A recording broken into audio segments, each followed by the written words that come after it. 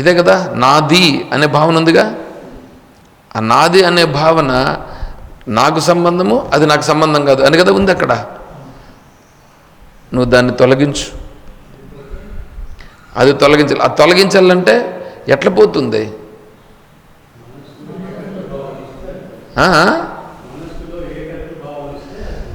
ఈశ్వర భావన. ఈశ్వర భావన. ఈశ్వరుని చూడు ముందు. ఈ మనవరాల రూపంగా ఉండేది కూడా ఈశ్వరుడే, ఆ పక్కింటి అమ్మాయి రూపంగా ఉండేది కూడా ఈశ్వరుడే.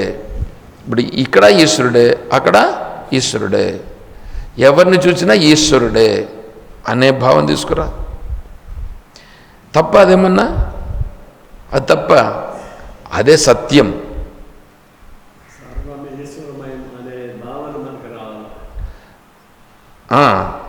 అది రావాలంటే ఇక్కడ మొదలు పెడితే వస్తుంది. మొదలు పెడితే వస్తుంది, మొదలు పెట్టకపోతే రాదు. అర్థమైందా? ఇట్లా చేస్తా వస్తే ఈ మమత్వం ఇది కలిసిపోతుంది, కలిసిపోతుంది, ఈశ్వర భావంలో కలిసిపోతుంది. తర్వాత మనకు ఒక అభిప్రాయం ఉంటుంది, నా కులము గొప్ప. ఎవరెవరికి వాళ్ళకు ఉంటుంది ఈ కులత్వ పిచ్చి. ఇది మనల్ని వేరు చేస్తుందిగా, ఈశ్వర భావనల నుంచి వేరు చేస్తుందిగా. కాబట్టి కులం ఉందా? ఈశ్వర భావనలో కలిపాయి. జాతి ఉందా? ఈశ్వర భావనలో కలిపాయి. నేను గొప్పవాడిని, వేరేవాడు తక్కువవాడు, దీన్ని ఏం చేయాలి? ఈశ్వర భావనలో కలిపాయి. అప్పుడేమవుతుంది? అప్పుడు నువ్వు చూస్తావు చూడు, అప్పుడు చూసే భావన అప్పుడు వస్తుంది ఈశ్వర భావన. నాకు తెలుసు, నీకు తెలియదు. వద్దు. తెలిసింది తెలియంది ఎవరికి? మనస్సుకి. తెలిసిండేది నాకు కొన్ని విషయాలు తెలుసండి, మీకు కొన్ని విషయాలు తెలుసండి. మీకు తెలిసే విషయాలు నాకు తెలియదండి. మీకు తెలిసే విషయాలు నాకు తెలియదు. ఇప్పుడు మీకు తెలిసిన ఏ విషయాలు అది బుద్ధిలో కదా తెలిసింది. బుద్ధికి తెలుసు, నా బుద్ధికి తెలియదు. కానీ ఆత్మస్వరూపంగా నువ్వు నేను ఒకటే వేరా? అందుకని ఏం చేయాలి? బుద్ధి విషయాన్ని ఈశ్వరులో కలిపాయి. బుద్ధి విషయాన్ని ఈశ్వరులో కలిపాయి. నీకు ఆత్మస్వరూపం కావాలన్నా లేకపోతే ప్రపంచం కావాలన్నా, రెండిట్లో ముందు నిర్ణయం చేసుకో. ఆత్మస్వరూపం కావాలనంటే మార్గం ఇదే, మార్గం ఇదే. అర్థమవుతుందా? ఇలా ఉంటే తొందరగా మనం ఏమవుతాం? ఆత్మస్వరూపానికి దగ్గరవుతూ వస్తాం, దగ్గరవుతూ వస్తాం. ఇట్లా కాకుండా కొంతమంది ఏం చేస్తారంటే, ఆయన ఎవరో తపస్సు చేసినాడు, తపస్సు చేసి కూర్చొని ఆడ సిద్ధిని పొందినాడు. ఎవరు? కైవారం తాతగారు అడవిలో కూర్చొని, అడవిలో గుహలో కూర్చొని తపస్సు చేశాడు ఆయన. కైవారం పోయినారు కదా మీరు, గుహలో కూర్చొని తపస్సు చేసినాడు కదా. కాబట్టి ఇప్పుడు మేము కూడా ఏం చేయాలా? ఏడన్నా గుహలోకి వెళ్ళిపోయి కూర్చొని తపస్సు చేసుకోవాలా. నాకు చిన్నప్పుడు ఆ భావన ఉండేది. ఏడన్నా వెళ్ళిపోయి తపస్సు చేసుకోవాలి స్వామి అని అన్న అమీర్ స్వామితో. అమీర్ స్వామి నేను ఒకసారి రెండు సార్లు కాకుండా చాలాసార్లు అంటూ ఉంటే, వీడు వెళ్ళిపోయినా వెళ్ళిపోతాడు అని అనుకొని మళ్ళీ ఒకసారి కూర్చోబెట్టుకొని, వెళ్ళిపోయి తపస్సు చేస్తే ఏం రాదు నీకు అన్నాడు. ఇదేంది తపస్సు చేస్తే రాదా? ఇంకెట్లా వస్తుంది అని అడిగిన. అంటే వెంటనే ప్రశ్న వస్తుందిగా, తెలుసుకుంటే వస్తుంది అన్నాడు. ఏం తెలుసుకుంటే వస్తుంది? భగవద్గీతను తెలుసుకో. అప్పుడు భగవద్గీతను తెలుసుకోవడం అప్పుడు ప్రారంభించినాను.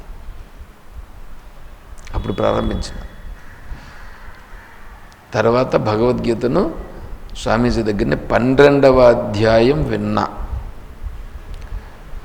తర్వాత వేరే అధ్యాయం చెప్తామంటే వద్దు, 13వ అధ్యాయం చెప్పమన్నా. 13వ అధ్యాయం చెప్పారు. 12, 13వ అధ్యాయం కొంతవరకు విన్నాం. మళ్ళీ అక్కడ ఉన్నటువంటి మహాత్ములు సహకరించక స్వామీజీ ఉన్నారు కానీ కంటిన్యూ కాల. స్వామీజీ ఏమో ఉన్నాడు, అడుగుతాను నేను, అడిగితే పదామంటాడు, ఆశ్రమానికి వస్తే చెప్తాడు. వీళ్ళు వస్తేగా, ఎందుకంటే సంసారం కదా, సంసారంలో పడిపోయి వీళ్ళు రారు. పైగా వీళ్ళు ఏంటంటే అదే చూడండి వాసనలు ఎట్లుంటాయంటే, ఎవరన్నా పలంనేరు దగ్గరికి వచ్చినారంట. పలంనేరులో వాడు ఎవడో ఒక ఆశ్రమోడు, వాడు నెలకొకసారి కలుస్తారన్నమాట పౌర్ణమి పూజకి. అందుకని పౌర్ణమి పూజలు చేసుకుందామని నిలిపేశారు. ఎదురుగా ఉండే స్వామిని, అమీర్ స్వామిని విడిచిపెట్టి వాడెవడో చెప్పిన మాటను పట్టుకుంటారు. వాళ్ళకి ఎట్లా పడుతుంది? పట్టదు, దూరం అయిపోయింది.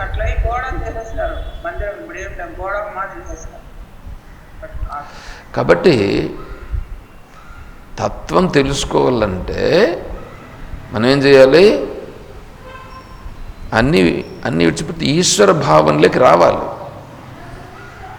నువ్వు ఏదైతే కంచె వేసుకున్నావో, ఏ కంచె వేసుకున్నావో ఆ కంచెలో నువ్వు ఆ సర్కిల్లో ఇమిడిపోతావు.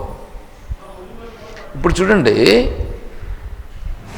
నెక్లెస్ ఏమండి, నెక్లెస్ ఉందా, బంగారం ఉందా? మనం బంగారం అంటామా, నెక్లెస్ అంటామా? నెక్లెస్ అంటున్నాం. నెక్లెస్ అంటున్నాం కానీ బంగారం అనట్లేదుగా. మీరు చెప్పండి, మీరు అంటారేమో చెప్పండి. నెక్లెస్ అంటారు.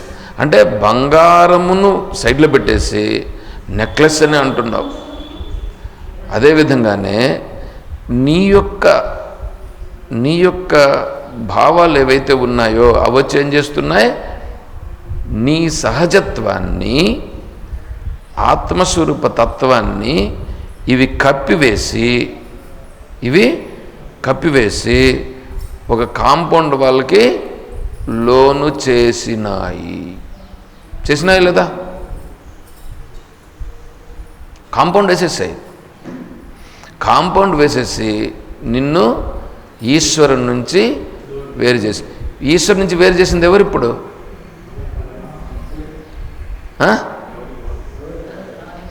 నాకు నేనే ఈశ్వరుని నుంచి వేరు చేసుకున్నాను. పైగా నేను అంటాను, ఈశ్వరుడు నన్ను ఎప్పుడు కరుణిస్తాడో. ఈశ్వరుడు కరుణిస్తాడు. ఈశ్వరుడు కరుణ లేదా? నీ చుట్టూ ఈశ్వరుడు లేడా? ఉన్నాడుగా. ఈశ్వరుడు ఏమన్నా నువ్వు నాలో నీకేమన్నా ఈశ్వరుడు కరుణించకుండా ఉన్నాడా? ఈశ్వరుడు నుంచి వేరైంది ఎవరు? మనమేనా? ఆ మాట చెప్పు. నేనే వేరైనాను అని చెప్పు. మనమే ఎందుకు గెలుపుతాం మమ్మల్ని? నేనేమన్నా నీకేమన్నా చెప్పినానా? అట్లేమన్నా రాసిచ్చినానా? లేదుగా. మరి నేనే వేరు అయినాను. ఈశ్వరు నుంచి నేనే వేరయ్యి నేను ఇది అని నేనే ఒక చట్టం బిగించుకున్నాను. అవునా? నేను స్త్రీని, నేను పురుషుడను పెట్టుకున్నామా లేదా? నువ్వు స్త్రీనా పురుషుడా? స్త్రీగా ఉండేది శరీరమా ఆత్మనా? శరీరం పంచమహాభూతాలదా లేకపోతే నువ్వా? పంచమహాభూతాలకు సంబంధించినటువంటి శరీరాన్ని పట్టుకొని నేను స్త్రీని నువ్వు ఎందుకు అనుకుంటావు? నేను పురుషుడని నువ్వు ఎందుకు అనుకుంటావు? అర్థమవుతుందా? నేనెవరు? నేను స్త్రీని కాదు, నేను పురుషుణ్ణి కాదు. అయితే ప్రపంచంలో చూసేటప్పుడు వ్యవహారంలో ఈ శరీరం ఉంది కాబట్టి శరీరాన్ని అనుసరించి వ్యవహారం చెయ్యి. వ్యవహారంలో స్త్రీగా వ్యవహారం చేస్తావు, పురుషుడిగా వ్యవహారం చేస్తావు, కానీ స్వరూపం దగ్గరికి వచ్చేటప్పటికీ భావన నేను ఈశ్వరుడు. ఏమండి, స్త్రీ భావన పురుష భావన కూడా పోయిందా లేదా? ఇక్కడ పోగొట్టుకోవాలి. ఇది అప్పుడు నిర్మమత్వము, మమత్వ భావన పోతుంది. అప్పుడు పోతుంది, లేకపోతే మమత్వ భావన పోదు. తరువాత ఇక్కడికి 2 అయినాయి. మొదటిది ఈశభక్తి, నిర్మమత్వం. నెక్స్ట్ ఇంకోటి ఏంది? సత్సాంగతి.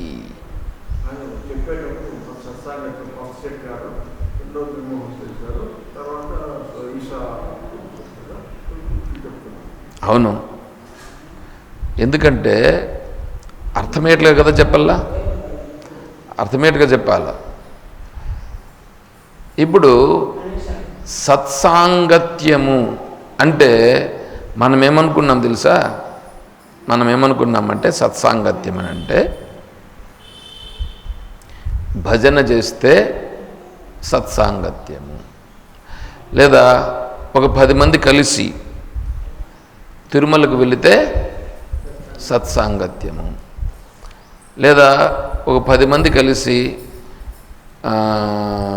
కాశీకి వెళితే సత్సంగము, ఇట్లా అనుకొని ఉంటాం. 10 మంది కలిసి కూర్చొని ఒక జాగాలో 10 మంది కలిసి కూర్చొని ఒక జాగాలో భారతం చెప్పుకుంటున్నాం. కొంతమంది కలిసి కూర్చొని డ్రమ్ములు, తాళాలు అవన్నీ పట్టుకొని రామ రామ రామ రామ అని అంటే సత్సాంగత్యం అనుకుంటున్నాం. ఏమండి, అనుకుంటున్నామా లేదా? నేను ఒక ప్రశ్న అడుగుతా, దీనివల్ల నీకేమి తెలిసింది? 10 మంది కలిసి తిరుమలకి వెళ్ళారు, 10 మంది కలిసి కాశీకి వెళ్ళారు, నీకేం తెలిసింది? ఏమైనా తెలిసిందా?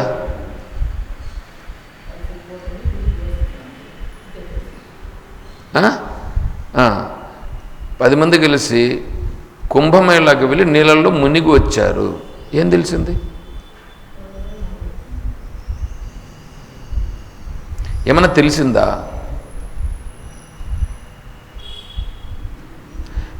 10 మంది కలిసి కూర్చొని భజన చేసినారు, ఏం తెలిసింది?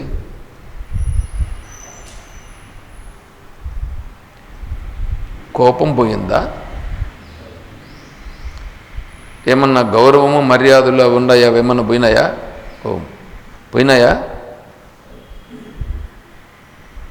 నీలో ఏదైనా పోయిందా? పోనీ ఏం తెలుసుకున్నావు?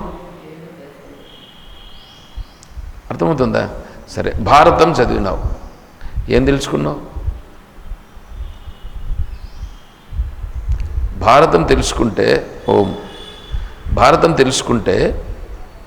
భారతం వలన నీకు ఏమి తెలిసింది?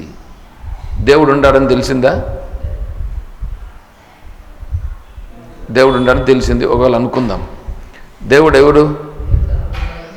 శ్రీకృష్ణుడు దేవుడు అని తెలిసింది అని అనుకో. శ్రీకృష్ణుడు ఎవరో దేవుడు ఉన్నాడు. ఆయన ఎక్కడున్నాడు? ఇప్పుడు ఎక్కడున్నాడు శ్రీకృష్ణుడు అని తెలిసిందా? నువ్వు భారతం చదివితే సర్వము శ్రీకృష్ణుడు ఉన్నాడు అని తెలిసిందా? ఎదుటి మనిషిగా ఉండేది కూడా శ్రీకృష్ణుడు అని తెలిసిందా?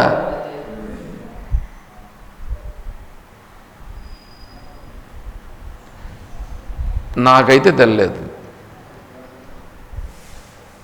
భాగవతం చదువుతాం, భాగవతం చదివితే నీకు భాగవతం వలన శ్రీకృష్ణుని మీద భక్తి ఒకవేళ ఏర్పడవచ్చు.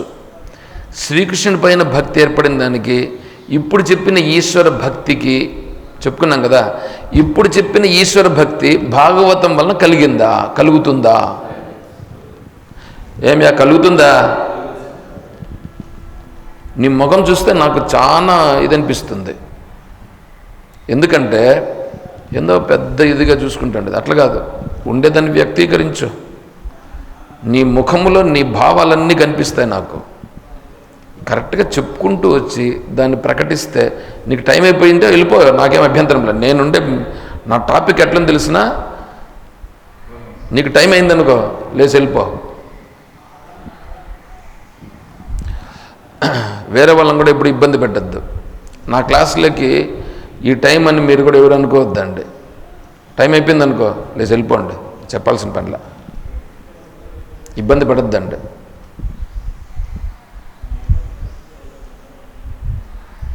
తర్వాత భాగవతం చదివినాం.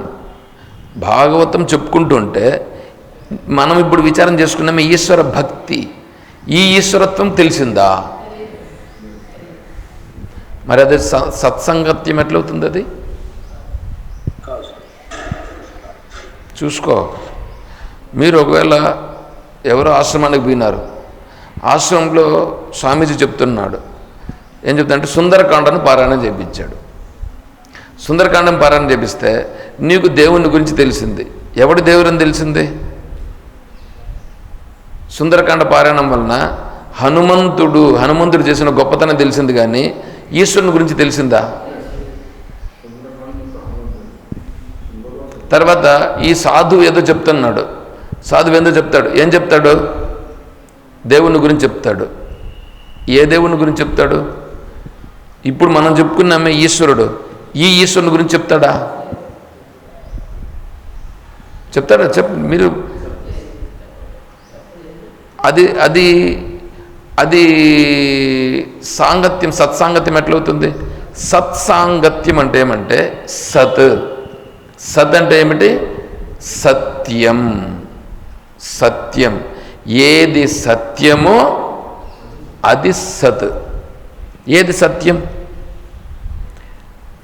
మూడు కాలముల యందు ఏది వికారము చెందకుండా ఉన్నదో అది సత్యం.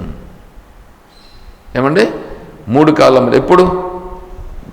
భూతకాలము, భవిష్యత్ కాలం, వర్తమాన కాలం. మీ మనస్సులు ఇక్కడ లేవని అనుకో, మీ ముఖాలు తెలిసిపోతాయి. నాకు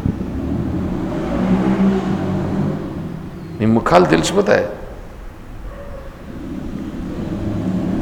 నేను చెప్తాను టాపిక్ చాలా స్మూత్. నాకైతే ఈరోజు చాలా హ్యాపీగా ఉంది. ఎందుకో తెలియదు నాకు.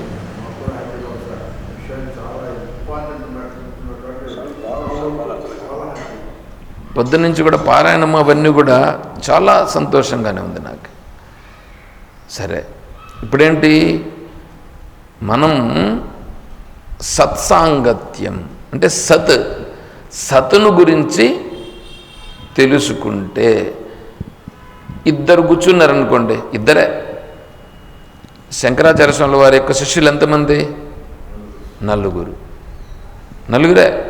నలుగురు కూర్చొని విచారం చేసేవారు స్వామివారు. చూసారా? నలుగురు కూర్చొని ఏ విషయాలు విచారణ? సత్ అంటే ఏది సత్యము, సత్యమైనది ఏదో దానిని గురించి విచారణ. ఇప్పుడు మనం చేసాంగా, ఈశ్వరుని గురించి చూస్తున్నాంగా, అది సత్ గురించి వస్తే అది ఆ విషయం ఎక్కడైనా ప్రస్తావన జరిగితే అది ఇద్దరుండినా, ముగ్గురుండినా, 10 మంది ఉన్నా, 100 మంది ఉన్నా, ఈ విషయం ఉంటే ఏ విషయం? సత్. మూడు కాలముల యందు ఏది నాశనము కాదో, మూడు కాలముల యందు ఏది వికారము చెందకుండా ఉన్నదో అది సత్. ఆ సత్తును గురించి తెలుసుకుంటే, దాని గురించి విచారణ ఉంటే అది సత్సాంగత్యము. అది సంగము. సంగము అనంటే కూడిక. ఏమి కూడిక? దేనిని గురించి కూడినారు వీళ్ళు? సతను గురించి తెలుసుకునేదానికి కూడినారు. కాబట్టి సత్ సాంగం, సత్సంగం. అర్థమవుతుందా? ఇది సత్సంగం, ఇది సత్సంగం. ఈ సత్సంగం గురించి చెప్పాలంటే ఒక చిన్న కథ, మీ అందరికీ తెలిసిన కథే. విశ్వామిత్రుడు, వశిష్ఠ మహర్షి ఇద్దరు తపస్సు చేశారుగా. విశ్వామిత్రునికి ఒక అహంకారం, ఏమని? వశిష్ఠుని కంటే నేను ఇంకా ఎక్కువ తపస్సు చేసినాను. సరే, ఒకసారి ఏమైందంటే నేను గొప్పవాణ్ణి అనేటట్లుగా ఉంటే, సరే ఈ అహంకారం ఉంటే సరే దీన్ని తేల్చాలంటే ఎవరెవరు రావాలా? పెద్ద మహానుభావులు అంటే గొప్ప వాళ్ళని పిలుచుకొని వస్తే దీన్ని నిర్ణయం చేస్తారు. సరే, ఎవరు మధ్యవర్తులు అంటే సూర్యుడు మధ్యవర్తి. సూర్యుడు వచ్చి కూర్చొని ఇక్కడ వీళ్ళిద్దరికీ మధ్యవర్తిని చెప్పాలన్నమాట, ఎవరు గొప్పవాడు అని. సూర్యుడు, తర్వాత అగస్త్య మహర్షి, తర్వాత ఆదిశేషుడు, తర్వాత వాయుదేవుడు. నలుగురు. ఈ నలుగురు వచ్చి కూర్చుంటే అంటే పెద్ద మనుషులు అన్నమాట. వశిష్ఠ మహర్షి గొప్పవాడా, విశ్వామిత్ర మహర్షి గొప్పవాడా? ఈ నలుగురిని పిలుచుకొని రావాల. నలుగురిని పిలుచుకొని వచ్చి వీళ్ళని చేసుకొని, సరే నలుగురిని పిలిచేదానికి ఎవరు పంపించాల? సరే, వాళ్ళు వీళ్ళు పోతే ఏమన్నా లంచం ఇచ్చేమన్నా ఇది చేస్తారేమో అని నేనే పోతాను అన్నాడు. ఎవరు? విశ్వామిత్రుల వారు. సరిపో. సూర్యుని దగ్గరికి వెళ్ళాడు, పిలిచాడు. మహాత్మా, ఈ విధంగా మా ఇద్దరికి మధ్యలో తగు వచ్చింది, ఎవరు గొప్పడో తేల్చాలి అందంటే, మహాత్మా సూర్యభగవానుడు అన్నారు, మహాత్మా నేను వచ్చేదానికి సిద్ధం, అయితే నేను వస్తే ఈ పని ఎవరు చేస్తారు? ఏ పని? లోకానికి వెలుగు ఇవ్వాలిగా. నేను ఇక్కడి నుంచి కదిలినాను అనుకో, అప్పుడేమవుతుంది? లోకం అంతా ఏమవుతుంది? లోకం చీకటైపోతుంది. కుదరదే. ఈ పనికి వేరే వాళ్ళు ఎవరైనా ఒకరిని నియమించండి, నేను మీ అనుకుంటూ వస్తా, సిద్ధం. ప్రయత్నం చేశాడు, రాలేదు. ఎట్లా కుదురుతుంది? కుదరదు కదా. ఎవరినైనా పెట్టగలడా? పెట్టలేడు. అందుకని సైలెంట్ అయిపోయాడు. అగస్త్య మహర్షి దగ్గరికి వెళ్ళాడు. అగస్త్య మహర్షి ఎక్కడున్నాడు? ఉత్తర దిక్కులో కూర్చొని ఉన్నాడు. ఎందుకంటే ఈ దేవతలందరూ ఇలా వచ్చేసారని చెప్పి భూమి